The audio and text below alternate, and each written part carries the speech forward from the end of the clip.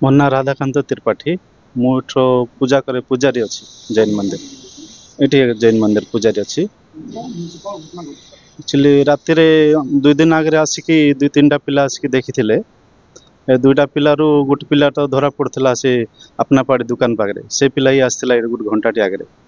ଆଉ 12:30 ଏମିତି ଗୋଟେ ଥର ପିଲାମାନେ ଆସିଥିଲେ। ତାଙ୍କମାନେ ଆସିକି ଉପରେ ଦେଖା ଦେଖି କରିକି ଆଉ ଜିନିଷ କ'ଣ ଆମର ଅଛି ଏମିତି ସେମିତି ବୋଲିକି ଉପରେ ଯାଇକି ଦେଖା ଦେଖି କରିକି ଯାଇଥିଲେ। ହେଲେ ଆମକୁ କ'ଣ ହେଲା, କ'ଣ ପାଇଁ ଆସିଛୁ ବୋଲି କହିଲେ, ନାଇଁ ଏମିତି ବୁଲିବାକୁ ଆସିଛୁ ବୋଲି କହିଲେ। ତାପରେ ତାର ନେକ୍ସଟ ରାତିରେ ଏଇଟା ଏମିତି ଚୋରି ହେଇଛି।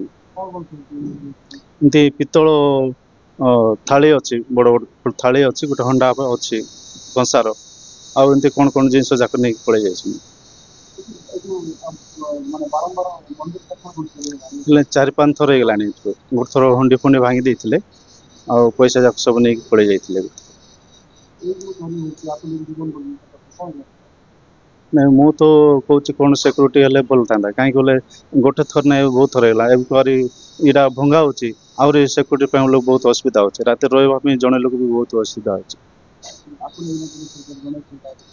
ନାଇଁ ପୋଲିସ ତ ଜଣେଇନୁ, ହେଲେ ଆଗକୁ ଜଣେଇବା ରିପୋର୍ଟ ଦେବା ପାଇଁ ଆମେ ଚାହୁଁଛୁ।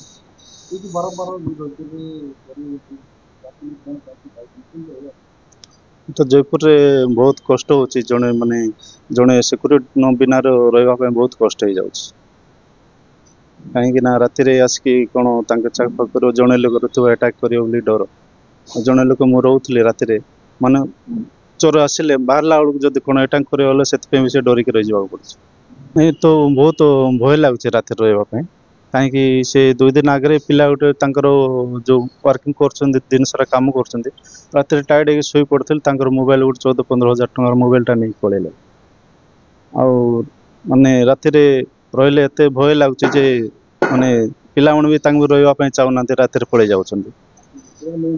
ମେନ୍ ରୋଡଟା କାହିଁକି ବୋଲେ କେତେବେଳେ କ'ଣ ଆସିକି ଆଟାକ୍ କରିବ ବୋଲି ତାଙ୍କେ ବି ଡରିକି ପଳେଇ ଯାଉଛନ୍ତି ଘରକୁ।